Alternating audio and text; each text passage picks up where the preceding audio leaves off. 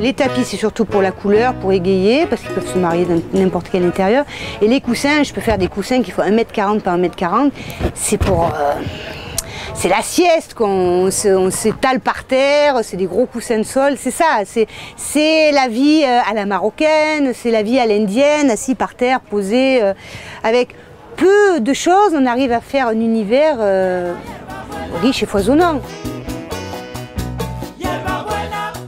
J'ai vécu 3 ans en Bolivie et au Pérou, et où j'ai pu découvrir l'art textile et l'art pur traditionnel des Indiens, Quechua et Aymara. Et quand je suis rentrée en France, j'ai dit il faut que ces gens-là soient connus. Donc j'ai commencé à Maison et Objets à présenter les premières collections donc, de tapis anciens. À l'origine, ce sont des tapis paysans qui sont faits par les Indiens des hauts plateaux des Andes. Donc ces tapis, on va les retrouver du nord Chili, nord Argentine, Pérou, Bolivie, Sud-Équateur. Les tapis sont confectionnés par les paysans pour leur usage personnel dans leur maison au sol de terre battue.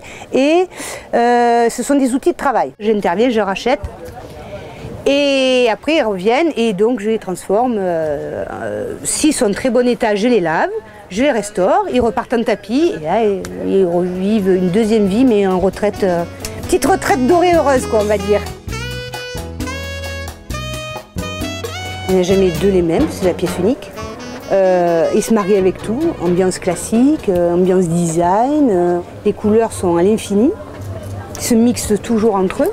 Les rembourrages sont différents, donc on va mettre de la plume, de la mousse, du capoc, de la fibre de polyester siliconée, de la fibre de recyclage qui est siliconée et qui donne un aspect de fibre, de boule qui roule, donc on peut laver entièrement. Le coussin, on le prend en entier, comme ça, et on le met dans la machine à laver, on le lave et il n'y a pas les boules, les machins qui se mettent de tous les côtés avec les mauvais coussins. J'ai créé quelque chose, donc il faut que ça ressorte par le biais de la caravane. Parce que par mon expérience personnelle, petite fille, j'ai beaucoup voyagé en caravane avec mes grands-parents. Donc on a trouvé une vieille caravane, je travaille sur le recyclage, le vintage, je recycle les tapis. J'allais pas aller acheter une caravane neuve, donc on trouve vieille caravane qui partait à la casse.